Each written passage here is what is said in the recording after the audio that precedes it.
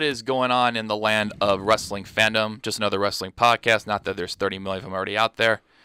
J Money alongside the wolf actor who got screwed out of an Oscar for his role in Dances with Wolves, Gerard the Wolf. I am still angry that you did not win an Oscar.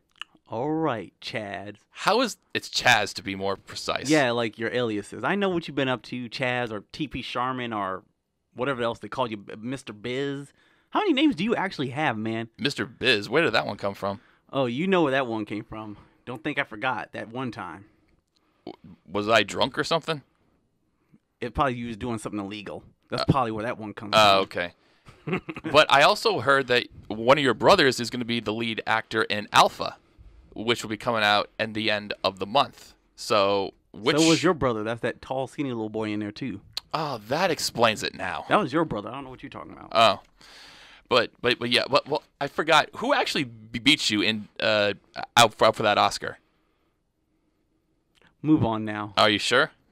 Move on now. I'm gonna find that person and force him to give you that Oscar. And I'm gonna find out about all your different names. What is this TP Sharman thing? Did you have a thing for 2-ply?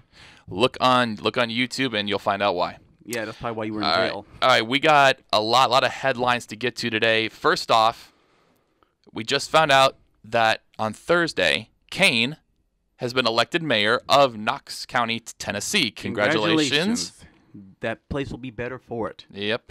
Oh, before we go any further, we have to talk about some deaths in the wrestling world. That was actually the next thing that was going to come up, so you must have read my mind. Three of them on Sunday. A tragedy. Yep.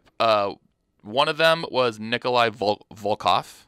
WCW legend. The second one was Brian Christopher. If any of you know who Brian Christopher is, he was better known as Grandmaster Sexay, one half of the tag team Too Cool, and also son of WWE Hall of Famer Jerry the King Lawler, Memphis legend. Yep. And the third one, Brickhouse Brown. Yep. So obviously a sad day in the world of wrestling. So to talk about Brian, apparently Brian was arrested for a DWI, was in jail for, I guess, a DWI, because he had like a few run-ins with the laws over the years. But this time was not good. He, they said he committed suicide by hanging himself in his cell. He was found Sunday morning by guards or police officers and was rushed to the hospital where he was pronounced dead. Sad day. Brian Christopher was an entertaining guy. He absolutely was, especially with Rikishi and Scotty 2 Hotty. Oh yes, it kind of helped Rikishi's career if you think about it. Being part of Too Cool, that got him a lot more notoriety. Well, plus also too, I think their little semi-story with DX during Triple H's reign as WWE champion, that kind of pushed them into the main event on SmackDown. Brian also was a part of the UWA, the old. That was like one of the last remnants of the territory system. His father, Jerry the King Lawler, I guess. I don't know if he owned it. I haven't looked into it, but I know he was a big part of it. Brian was a part of that too. But throughout Brian's entire wrestling career, they never truly acknowledged him. Back then, they never really acknowledged him as Jerry Lawler's son on television at all. Yeah. Not until later on, because we know that he did it while he was in TNA. He kind of like did it that one time on WWE television.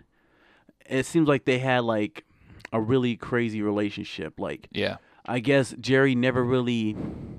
They say Jerry Lawler, he never really looked at Brian like when it was wrestling. They didn't have a father-son relationship. They had like a friends relationship, like wrestlers. He looked at Brian as like one of the boys. Makes sense. I'm assuming Jerry wished it was a little different. Yeah. Because it's like how Rick was with Reed. Yeah. Rick and Reed had that father-son relationship, and it carried over. And wrestling, it probably even grew stronger with Reed being part of pro wrestling then. Oh, yeah. But Brian and Jerry's relationship seems like it was a little different. And they always incorporated into and especially in TNA, they always incorporated that he was never there for him or anything and stuff. I don't know how true that was. Apparently, Jerry did do stuff with Brian when he got in trouble. He helped him out, bailed him out. Didn't do it this particular time. He felt that Brian needed to hit rock bottom on this one. Yeah. But But he never thought it would actually come to this. Nobody ever expects it. Yeah. But also, something else to say about this is there was comments made by ECW alumni. New Jack made comments about Brian Christopher. He has long-standing issues with Jerry Lawler dating back to his time in the UWA, claiming that Jerry Lawler was racist towards him, and that Brian Christopher was a disrespectful little, I can't say the word, but... Was it the B word? The F word. Oh, okay. That's what he said. And I looked this stuff up. New Jack made comments saying, your son's dead now, why don't you join him? Ooh. What? And I'm sorry, I'm going to rant a little bit. That was ungodly. What a miserable piece of crap. I was going to hope you would say trash or the other word. Like I'm not going. I'm being restrained right now. Oh yeah.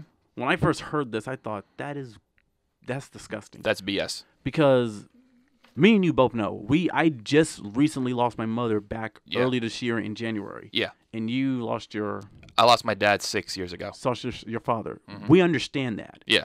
You don't ever go after someone's deceased relative like that. Well, it's every parent's worst nightmare with the thought of losing your child or burying your child. Yes, the parents never want to think that. You don't kick a man when he's down. I understand you have long-standing issues with Jerry Lawler, but don't go there. Oh yeah.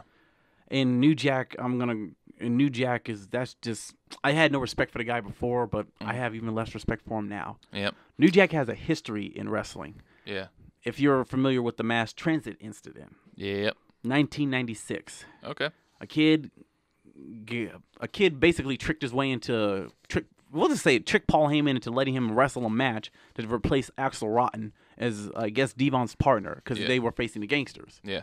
This kid approached New Jack asking him, hey, can you blade me during the match so I can get some color? And boy, did he get color. Yeah, he did. This kid was brutalized by the Gangsters, especially New Jack. All right, well, R.I.P. all of those three. And it's a sad day, but again, I had to ask, was Brickhouse Brown ever in WWE at any point? I looked his history up a little bit. I don't think I've seen it. I don't think so either. But maybe he was affiliated with it somehow. Probably not the WWF. Yeah. Well, wrestlers, most wrestlers were affiliated with them prior, but who knows? Yeah, who knows? Well, we're going to stay on the sad note. TMZ Sports has reported that Cena and Nikki Bella are now officially done. Nikki will be moving out of Cena's place within the next couple of weeks. Many of this started over Cena's stubbornness over marriage and children. And we thought Total Bella showed us that he's kind of softened on that a little bit. Well, that he has soft because there were stories about Cena getting surgery to give Nikki a child. But he had a vasectomy before. I don't exactly know what the... Because that's what translates to me when he did say that. Yeah. I heard that. I watched that episode and he mentioned it. I'm like, that's all I hear. That's why I didn't even know you could get those reversed like that. Yeah. So, again, it is officially over. I guess, will we see... Do you think we'll see John on Total Bellas ever again or Total Divas? Or do you think, like, it's going to be done now? Like, they're not even going to put him on that show anymore? Because now he's kind of transitioned into The Rock's role going to Hollywood. He's probably done. Yeah. He's done. But really, let's be honest. Were we really expecting this to even go with this back and forth? Did we expect anything else? Well, it was very up and down. I mean, I know we had previously talked about it before. But I just never thought it would really get to this point. Honestly, because I think the thing that we have to look at is that you look at Brie, you look at her twin sister's situation.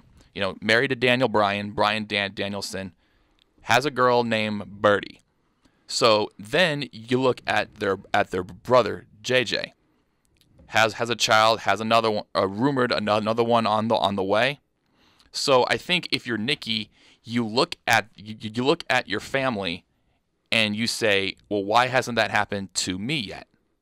Where am I? Because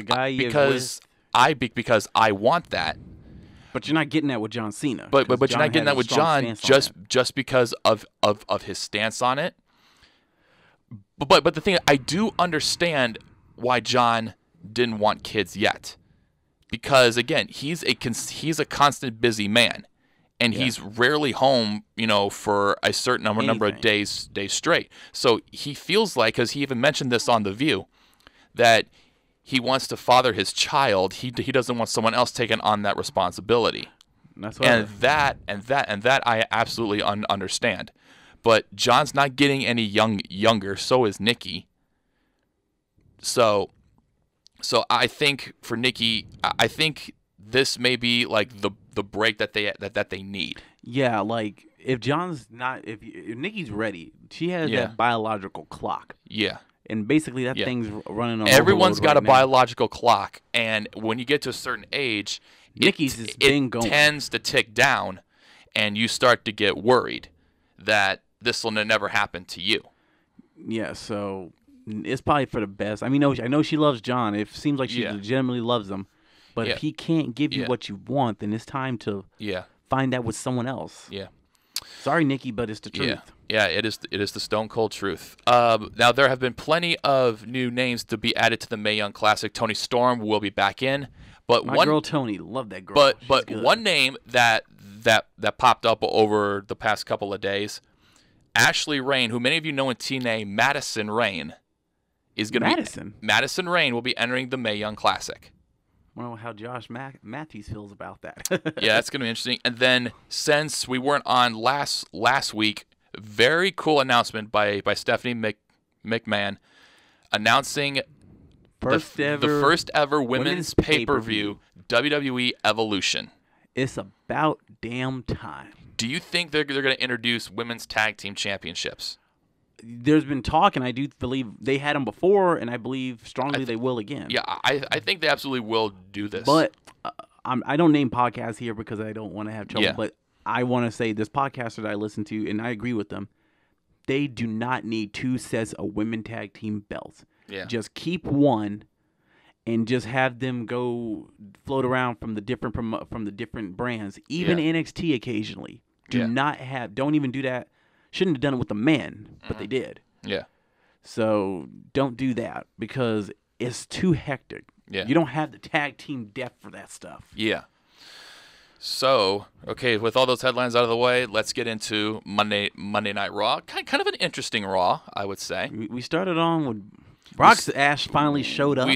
But he refused to come out to confront Roman Reigns, and then later Angle confronted Paul Heyman and said, if Lesnar doesn't come out, you're fired. And Paul Heyman looked like a worried man. He did. That's as good as I've seen Paul Heyman in a while. Yeah, this actually is. His acting was on point. Yeah. And then later on, Baron Corbin defeated Finn Balor, attacking Finn after the match. Alicia Fox defeated Natalia. Getting a nice good hit by Roman Reigns later on in the night. Yep. And then after the Alicia Fox Natalia match backstage, Ronda Rousey next week is going to get her first match on Monday Night Raw against Alicia Fox. May God have mercy on that woman's soul. Yep. And then Elias and Lashley got into a singing duet. Oh my God! Lashley. Do you think this is going to set up a Lashley Elias match at SummerSlam? Do we really want to see that match? It might help Elias, but I seriously was hoping for Lashley to beat Roman Reigns last week. Oh, we knew that was not going to happen. Yeah, but I hope it was going to happen. I would rather see You heard me talk about before. Mm-hmm. Lashley wrestling with Brock Lesnar, and then they take it to MMA. That's what I would love to see. Yeah. Given their backgrounds, but we're never going to have that happen unless Dana White cuts the deal with WWE. Yeah. Now, ain't going to happen. Now, last week. Hint, Vince, Dana, hint. Yeah. You got something in your throat? Be quiet. I was just asking. Jeez, fine. I'm trying to be a backseat promoter here. I'm trying to put something out in the universe, man. Sure. And then Jinder Mahal beat Braun Strowman via countout. This is all leading up to SummerSlam between Kevin Owens and Braun Strowman, where if Strowman loses via pinfall, submission, countout, or DQ, Kevin Owens gets Strowman's Money in the Bank briefcase. Why do I have the feeling that Kevin Owens is going to win this thing? Because seems too perfect right here. This seems a little funny. It seems a little too predictable. Yeah, Otherwise, it they're seems going like to do that something. they've done some crap like this before. It seems like that Yeah. they don't, because they know Braun's a monster. They don't want to put that belt on him too soon. But they got to set up to like get that briefcase away from him and give it to Owens, and Owens could probably win the title and they'll put it on him. Yeah, it just seems a little too Because they did predictable. look at the crap they did with Asuka and Carmella, yeah. Apollo Crews defeated Akam from the authors of Pain and singles competition. Rollins, Apollo. They haven't been doing much with that man. Rollins defeated Drew McIntyre via DQ, who was attacked backstage. Do you think this is setting up a Dean Ambrose return at SummerSlam? I don't know. I seriously hope so, because he has been gone forever. Far too long. Yeah. The Revival defeated Matt Hardy and Bray Wyatt. Do you think this is going to be I think this is the downfall of Matt Hardy and Bray Wyatt. Even though Bray Wyatt is getting good television, but there have been rumors about Matt Hardy possibly retiring. Good place to retire. The place that you started your career. Yeah. Just retire at WWE. He's on top right now. Yeah. Best place to retire. Yeah. Jeff, I think Jeff ain't gonna retire quite yet. Jeff seems like he got a little bit more gas in the tank. Yeah. Sasha Banks and Bayley apparently are now back on. They defeated the Riot Squad. I can see this thing going so many different ways. Sasha turning on Bayley. I think it's more than likely heading towards a Sasha heel turn, and then those two going one-on-one. That's why they're Evolution. trying to set it up. They're teasing us, but they're setting it up. I think they're setting it up okay. Yeah. And then Lesnar finally I like the ring gear, though. Yeah.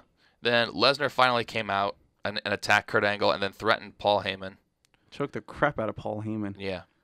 So Raw was very up and down. I wonder how Stephanie McMahon's going to respond now, because you can't have your general manager getting attacked by one of your top guys in the company who barely shows up anyway. Did I say that? I think you did, because I think everybody just heard it.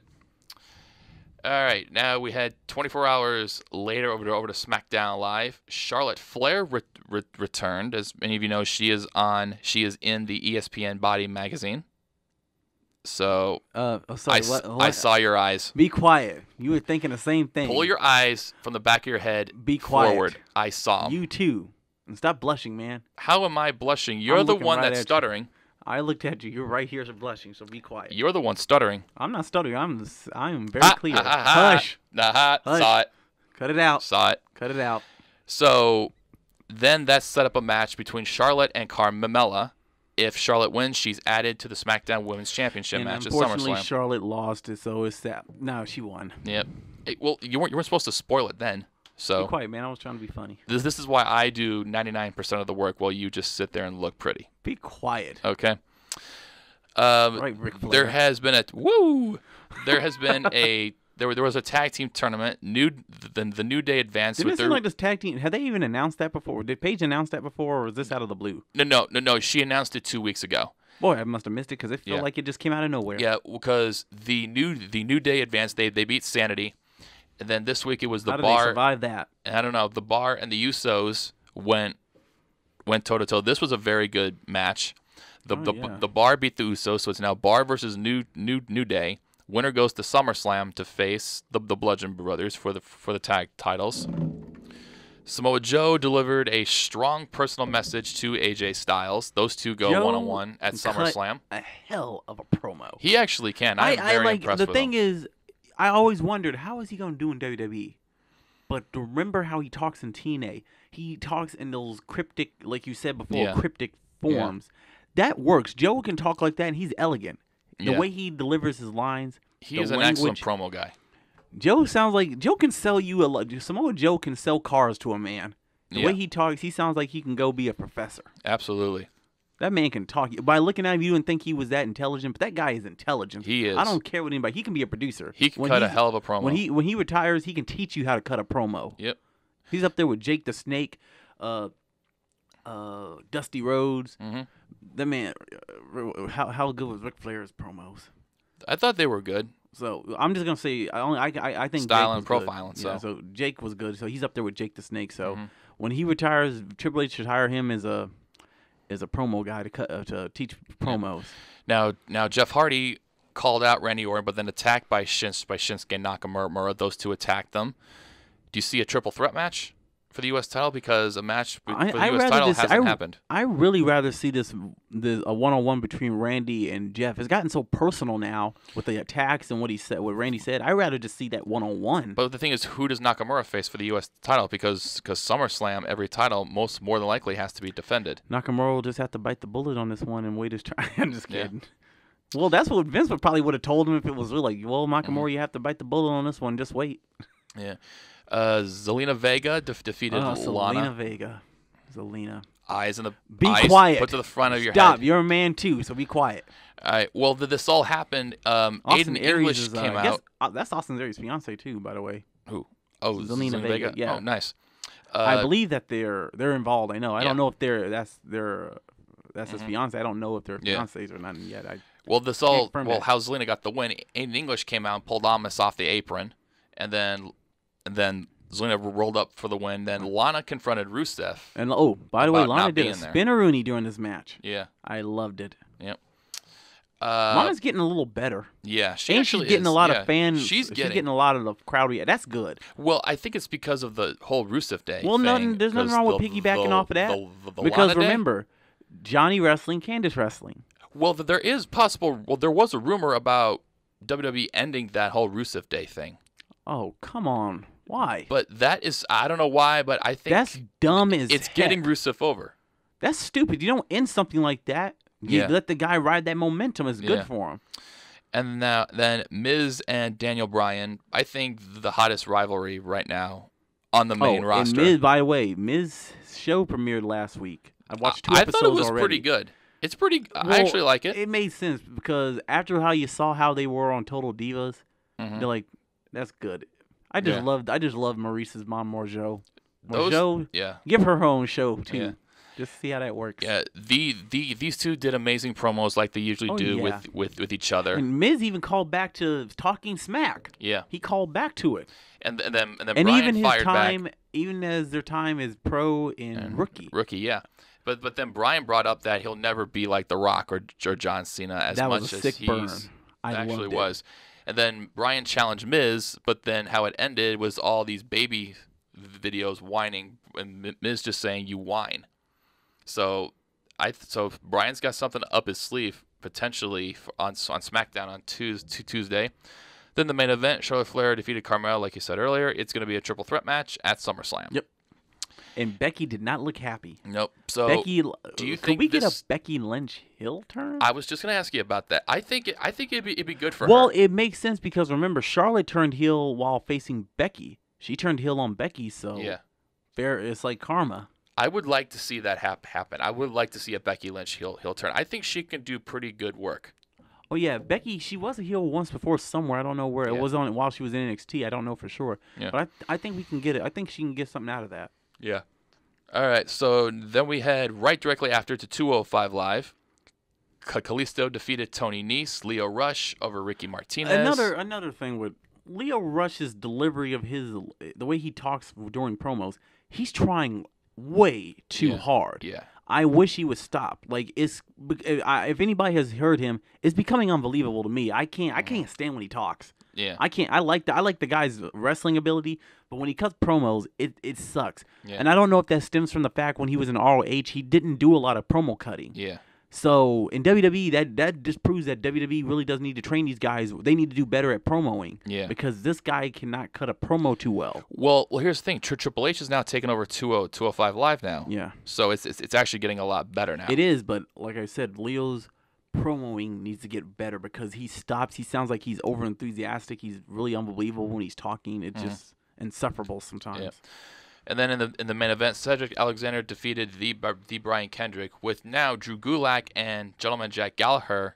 They are now aligned with So what do Drew they call Gulak. this group? I don't know, but Cedric Alexander will defend the Cruiserweight title against Drew Gulak at SummerSlam. And another thing, at the end, he was getting attacked, Cedric was. Mm-hmm. I expected Mustafa Ali to come out, but it was the general manager, Drake Maverick, that came out and stopped it. I thought Drake was about to do... Yeah. Honestly, I thought when I saw Drake rush that ring, I thought he was about to knock Gulak out or something. Yeah. All right, what do you say we jump into NXT? Oh yes. Heavy Machinery defeated Stakes the Mighty in weights after a distraction from the Street Profits who were partying in the audience. Ain't nothing but a party, man. You know how to party? You don't know how to party, J Money? Yeah. You don't know how to party? You be surprised how far I've gone. Besides, I bet I can find a few things on YouTube. Besides, I think some stories I've had in college would actually burn your ears. Well, I'm pretty sure there's probably footage of it on Facebook somewhere. There actually is. Somebody's phone. There actually is not. Mustache. Now I got to look for it. Now I got to search. I have to find it. You need to do something better with your life. Be quiet. Uh-huh. I do something better with my life. I'm doing this great podcast with you. Absolutely. Amen to that. Mustache Mountain defeated Matt Knotts and Brandon Taylor. Then went on the mic and said they're cashing in their rematch at NXT TakeOver Brooklyn 4. I keep getting the feeling, are we ever going to get a heel turn with these guys? With one of them like turning on the other? In Mustache Mountain? Because I say that... Well, it could happen because NXT UK is opening up soon. So I think we could get it happening because again in their rematch, who was it? Wait, who was one that threw in the towel?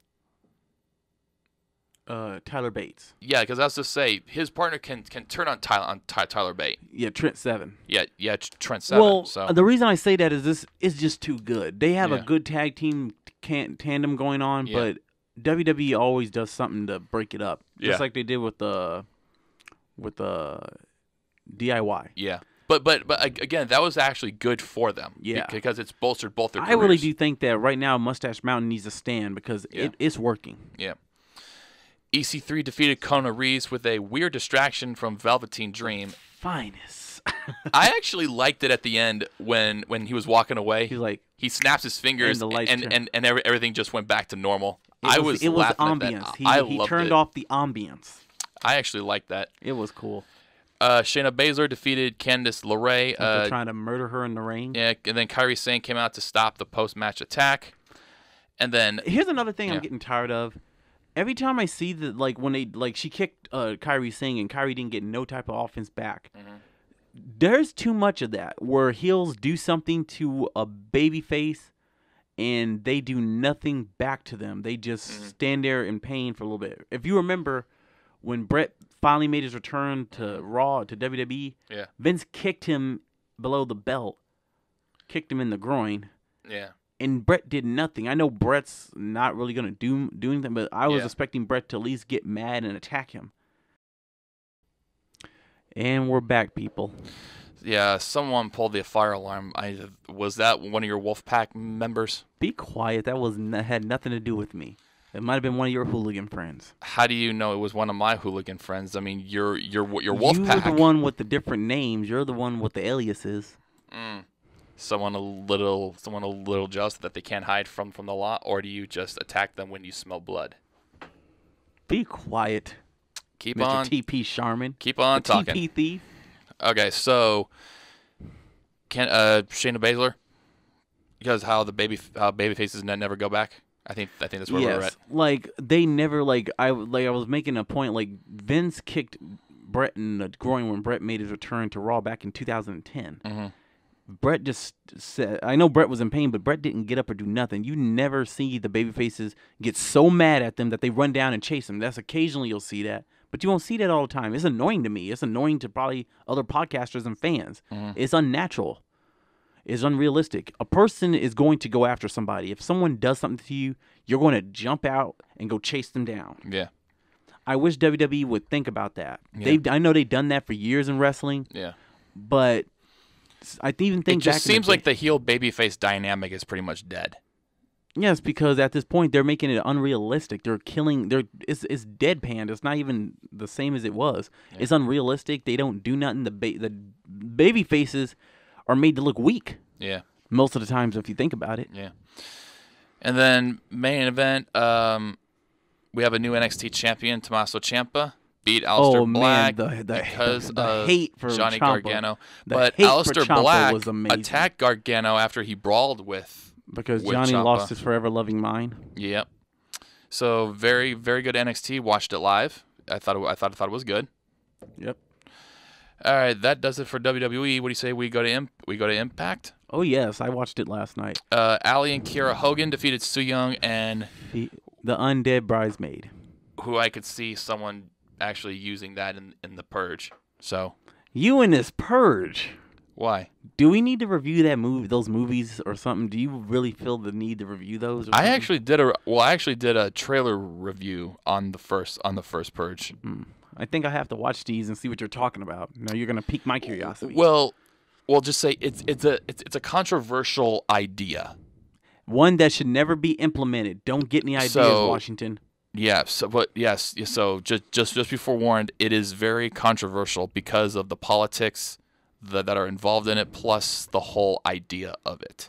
That's something that probably should never be put into people's heads. Yeah. That's an idea that we don't want. Then after that match, Tessa Blanchard attacked Ali viciously. I thought they were done. Yeah. So apparently they're not done after. I think Ali, I like Ali's new attitude. Ali's getting aggressive and vicious. Yeah, she is. The OGs, who were the old LAX, they defeated Nathan Stokes and Ray Steele. They ended up walking to the ring with LAX's tag team titles. They did not win those belts. They just they stole them and defaced them like an NWO move right there. If I've seen one. Desi Hit Squad defeated KM and another thing. They were attacked by the original by the new LAX. Yeah. And one of them, I forget which one it was, brought a freaking axe to the ring. Yeah. I'm like, whoa. Yeah.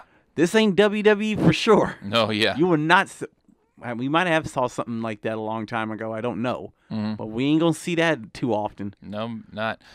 Austin Aries defeated Dustin Cameron, who, if you remember, in that match, the trainer is Santino Marella, who is now going as Anthony Corelli. And I think that is his actual name. Yeah, who ended up hitting Aries. And he doesn't have the accent anymore, folks. No, but he ended up attacking Aries, and he hit him. Also, let me just put it this way: he hit him right in the Cobra. And for any of you Santino Marella fans out there, you'll know what that means. And you're welcome. Yep. But then when Aries walked back, he was attacked by Eddie Edwards with a kendo stick. I thought those two are squaring off next week for the Impact World Championship. Don Callis on commentary called it a healthy obsession. Yep. But Eddie is still crazy as hell. Yep. Then Eli Drake, Trevor Lee, and his wife Alyssa was in the back, and he was talking to her. Didn't want any part of him because Eddie still sounded a little bit off. The way he was talking, he was still crazy. Mm-hmm. I'm still worried about Eddie a little bit. Eli Drake, Trevor Lee, and Caleb Conley defeated Grotto and Joe Hendry in a handicap tag match, and then with Winters. That's what we call her. She was Winters, so that's what I'm gonna call her. And then she's Catalina. Yeah. Then the main event: Pentagon Jr. and Phoenix defeated OVE. Who, you remember, Pentagon Jr. won, shaved Sami Callihan's head bald. And Sami has further lost his mind. All right, let's quickly jump into Lucha Underground. I was about to say, let's segue into Lucha. Daga defeaed PJ Black, but then Worldwide Underground came out and attacked, setting up a 4-on-4. El Dragon Azteca Jr. He said backstage that he is going to cash in his Gift of the Gods title for the world title match against Pentagon Jr. at Ultima. Or is Pentagon Dark? Yeah, Pentagon Dark now. Lucha Underground at Ultima Lucha 4. So that'll be a very good match. Oh yeah.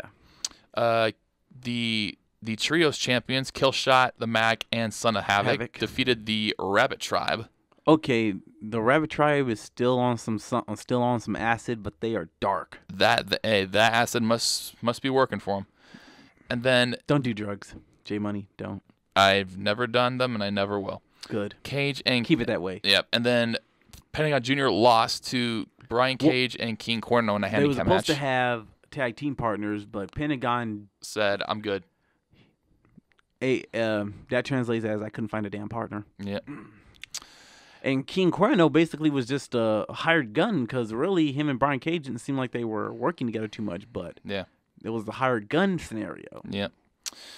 All right, that does this for Lucha. What do you say we do a countdown? Let's go for it. All right, unless you didn't have any ROH news for us, did you? Not well. I know All In is going to be soon. Okay, well, So- that's all we got. Let's go into the countdown. Well, I'll still say we'll probably get into that probably next week if it hasn't already happened. Okay, I have no New Japan stuff because New Japan comes on Friday nights, and I really don't have anything unless something comes up that I hear about. Then I have nothing really. Okay, so we'll get into this week's countdown is brought to you by thesportster.com. Any article you can think of, that is thesportster.com. All right, this one is going to involve, as many of you know, there have been lots of scenarios where superstars putting certain people over. Do they accept it? Do they not? There's been a lot of talk about John Cena burying talent. We will get into that into this countdown. Well, he's not doing that now, so what's the excuse, people? So this countdown is 11 times WWE stars refused to lose and 5 who refused to win. The first, so basically this is going to be 6. So there are 16 of them.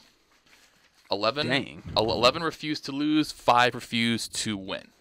So let me get my papers all lined up here. Man, get yourself together. It's so disorganized. Gosh. Who's the one doing all the work for this show?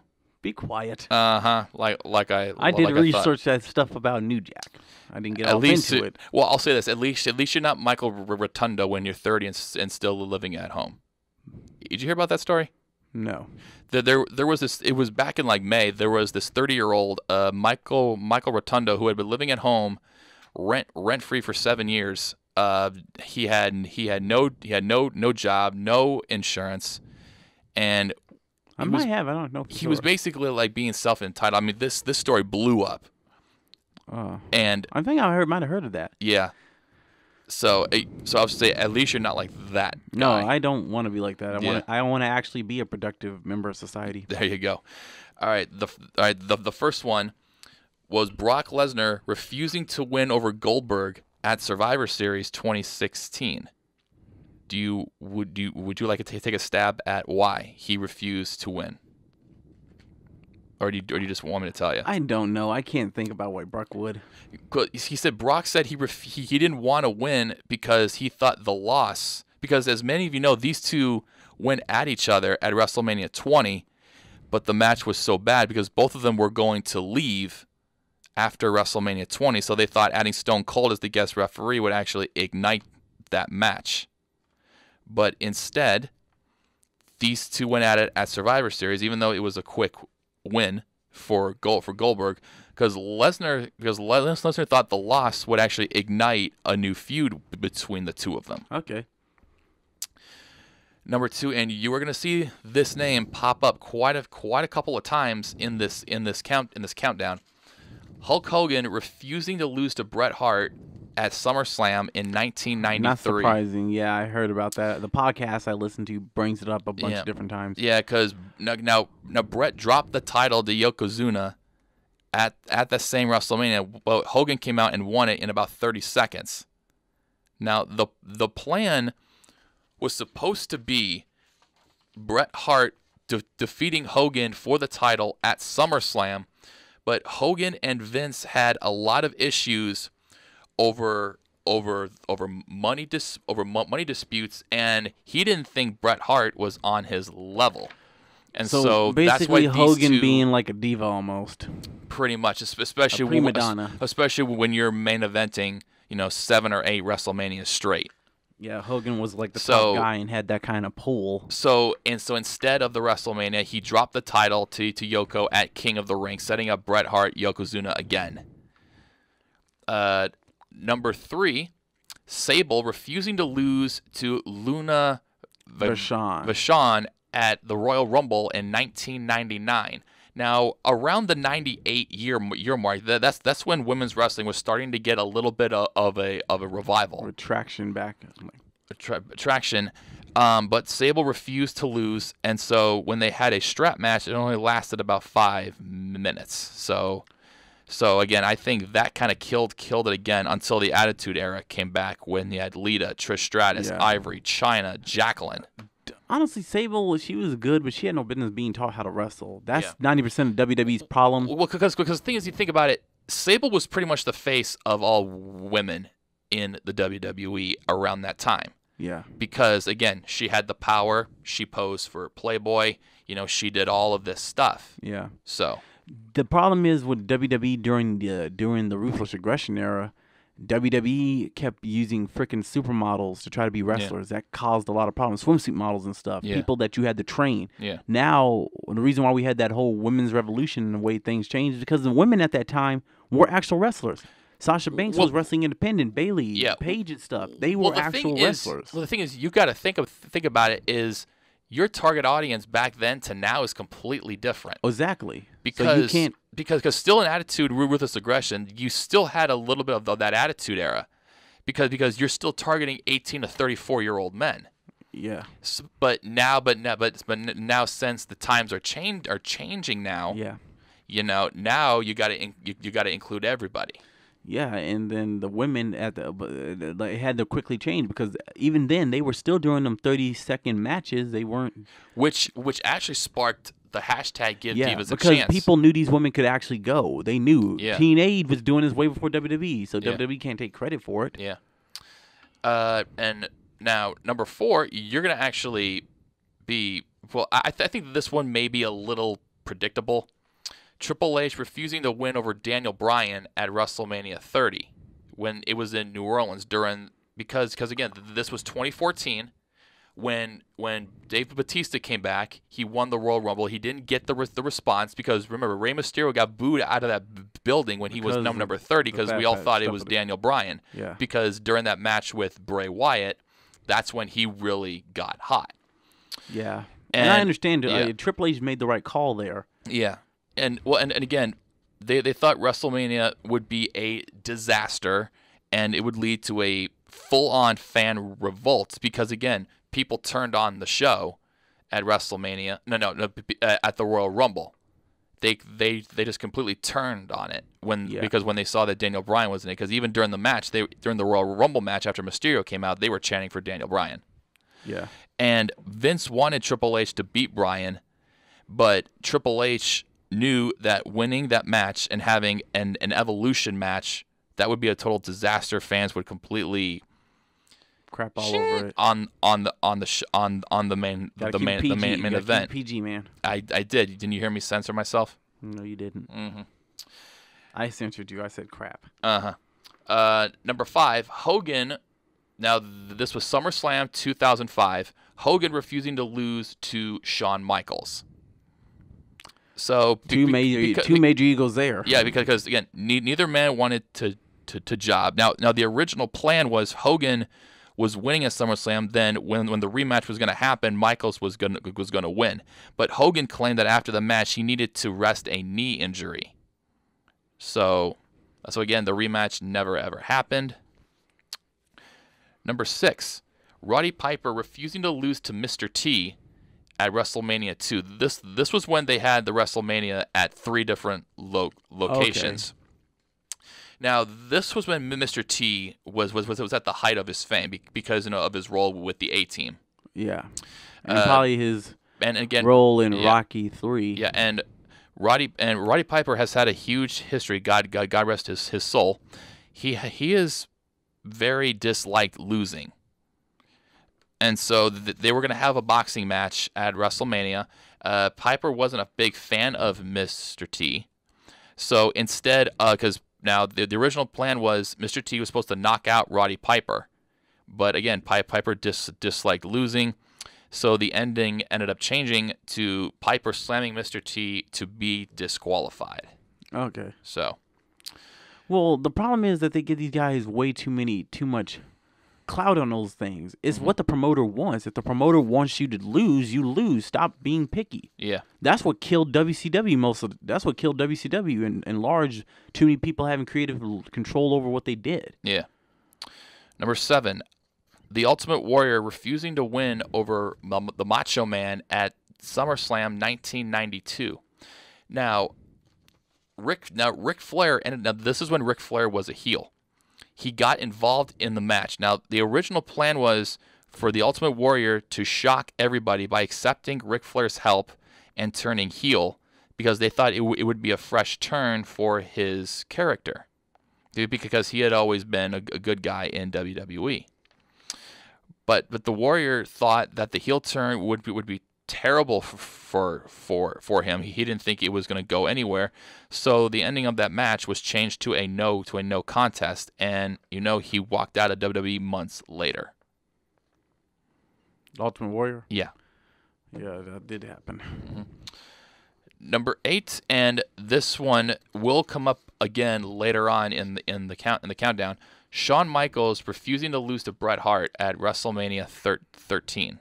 Well, during that time, Shawn Michaels was a prima donna, and he did have, he had clout too. He could do pretty much, he had almost kind of creative control over what he did. Yeah. And he did refuse to do certain things, which that's on Vince, because Vince let too many guys, I'm going to say, run over him and just let them do what they want. That was the problem. You had these top stars. But now for this match, there was huge heat on Michaels beating Bret Hart back in 1996.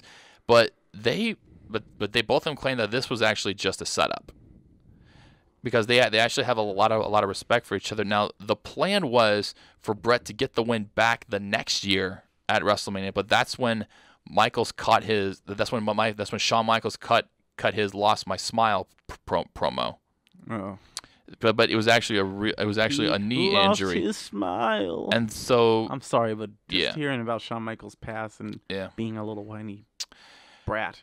Number 9, cool. Ric Flair and guess again, Hulk Hogan. Dang, Hogan, what's your problem? Refusing to lose to each other at WrestleMania 7.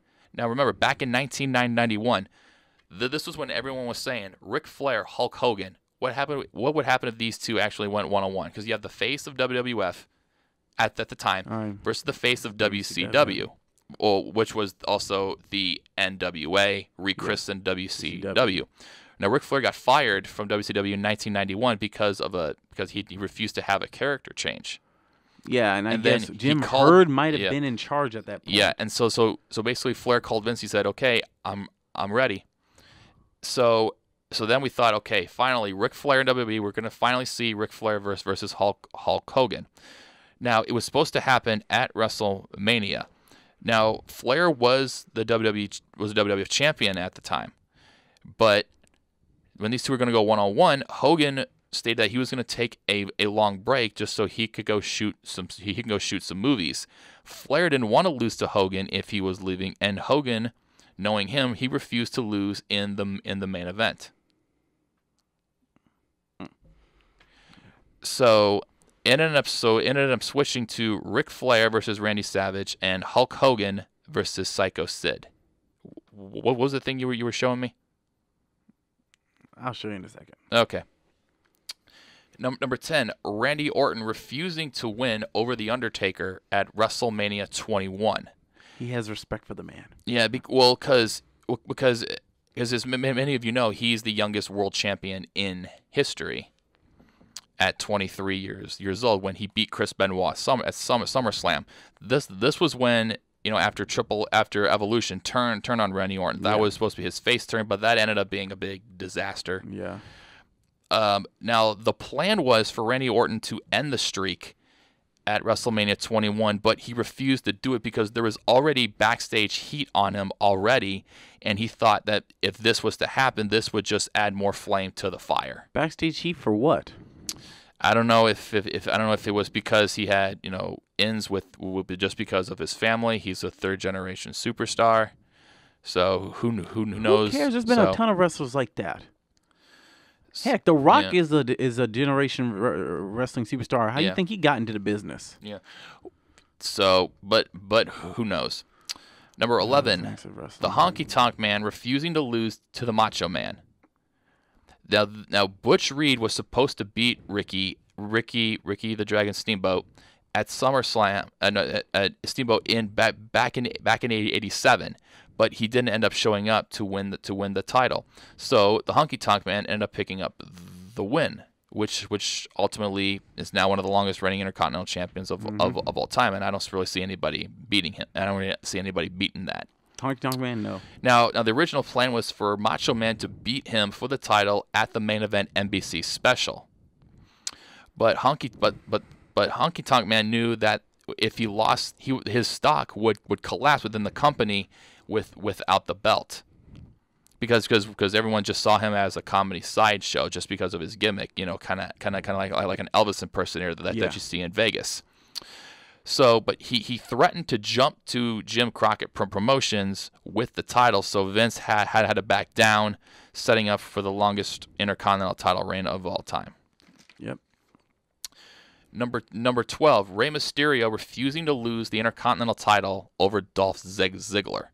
Now this was back in 2009, which is around that time when the Intercontinental Championship was pretty much a forgettable championship, despite its prestige.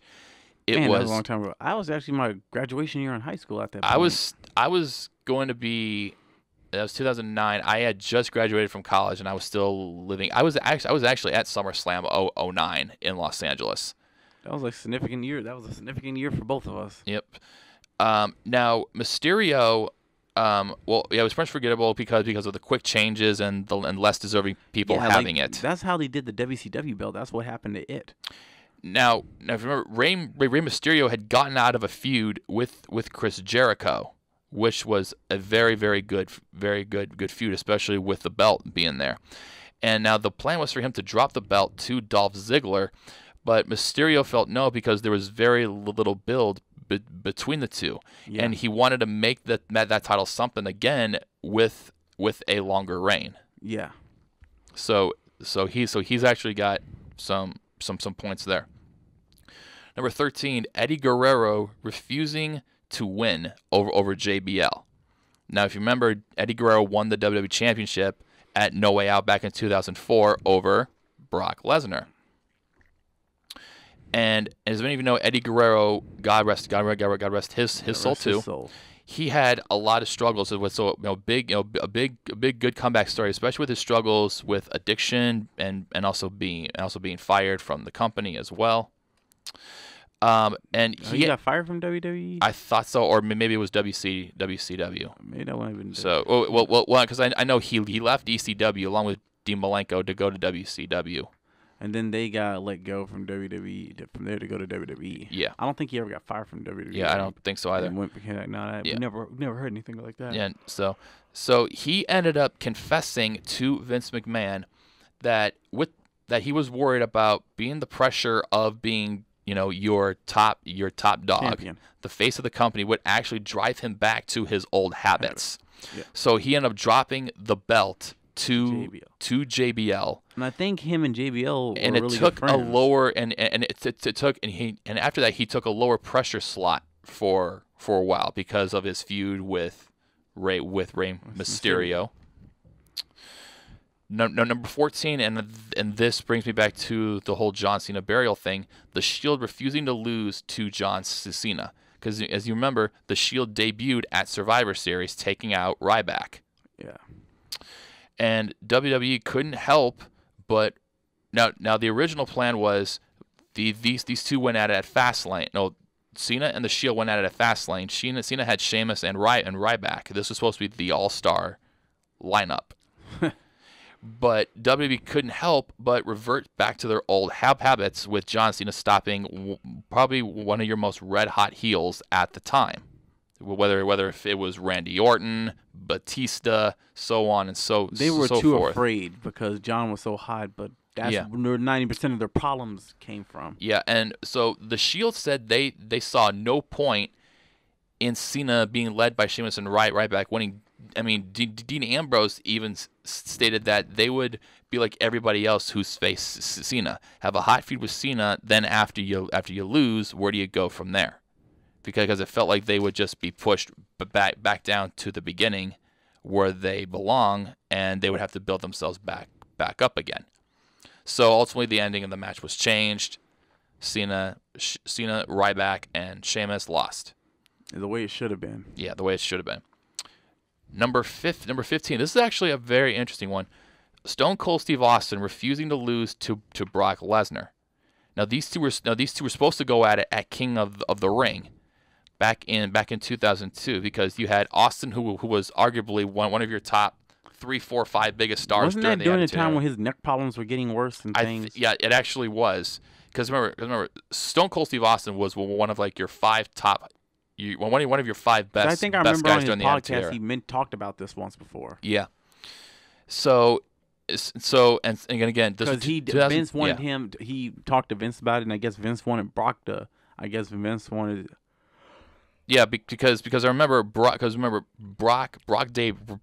ended up debuting into 2002. That was after the whole invasion angle. Yeah. Where Vince bought WCW and ECW and bought them out, basically ending them. Yeah. And now these two were supposed to go at it at King of the Ring, and Austin, he did not have a problem with putting Lesnar over. He actually did not have a problem with it. The problem he had was they were blowing these two were supposed to go at it on Raw. It was a wrestle. It was like a WrestleMania type match, and they're blowing it off on a regular show. They were blowing it off on free TV. I remember that's what Austin talked about. Yeah, and it really had no build. No, it didn't really make any sense. So Austin only wanted to do it if it was properly billed and it was put on a pay-per-view like a WrestleMania. Yeah, so many of you know that led to the infamous Stone Cold Steve Austin walkout. Yes, it did. And the very last one here, I'm gonna let you guess on this one. This one's kind of pretty obvious. Hogan or Michael? Nope. Can't think of anything. The Montreal Screwjob. Oh. Bret Hart refusing to lose to Shawn Michaels at Survivor Series in 1997. Now, Which changed the course of wrestling history as we know it. It actually did, because and it introduced Bret Hart and it brought the Mr. McMahon character out. That character was already seen before in the UWA, because Vince had that same character. The remnants of that character appeared in Mr. McMahon on the UWA, because he was down there a few times acting like a heel, which actually led to one of the greatest rivalries in WWE history, Austin and McMahon. Yep. But digging more into this, Bret Hart already agreed to a WCW contract prior to this match. Yes. And he thought, and dropping the title would obviously make sense, right? Yeah. But he did not want to do it in Canada. Yeah, he didn't want to do it in Canada. He didn't want it to do it to Shawn Michaels. No.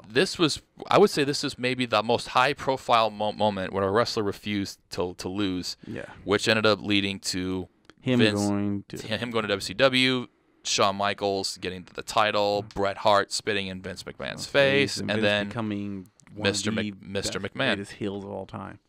All right, well, what do you got popped up on your phone there? Well, it's a little bit of a tribute to Brian Christopher. Okay, so make sure you put that close up to the mic there, so if anybody can hear it. Everybody knows this song. If you are a Too Cool fan. Oh yeah.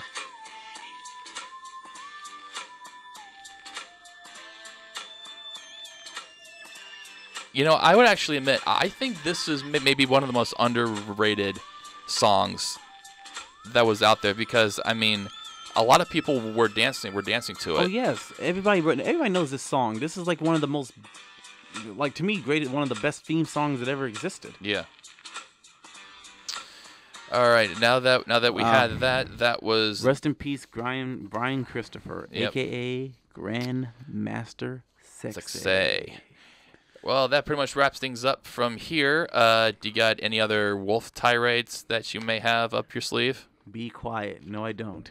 So pretty much after we're done, you're going right back to the forest then, right? And you're going to be running from the law again, because your aliases are out there now. I just basically exposed you. But do they know what I look like? That's the real question. There is Facebook. There's also Twitter, there's LinkedIn, there's Snapchat, there's Instagram, there's so you're Tinder, screwed, basically. Well, you can't hide anymore now, just because of the wrap of social media and the internet. Just how far everything's gone. The social media police, they're looking at you, J Money. Better watch it. Well, make sure you don't shed too much hair on that face, because I know how well you transform into a wolf. And quit stealing all that 2-ply, TP Sharman. I'm trying to help you out, try to wipe all that. I'm trying to keep you from going to jail for stealing other people's 2-ply. Well, I'm trying to stop you from howling at a blood moon again. And I'm stopping you from trying to be a jerk like your alter ego Chaz. Hey, don't mess with Chaz. Chaz is the best looking sexy man that ever lived. Oh my God, please. Your vein is I don't know what. Hey, it's called good. It's called good acting. Good acting, please. Plus, I am still gonna contact the Oscars and make sure you get that Oscar back. And I might have to incriminate you in some crimes that you may have committed with involving 2-ply. All right. If you want to see us continue this, make sure you go somewhere to still see us go back and forth. I don't know how long this is going to be. You know, I'm actually very surprised that you're actually coming up with new material now. Because instead of just saying the same thing about a Mania match over and over and over again, you're actually coming with new material, and it's actually working for you. And it's the material that you gave me because of all the stuff that you've done while you were here. There you go, folks. Just another wrestling podcast. Peace out. We will talk to you next week. Adios.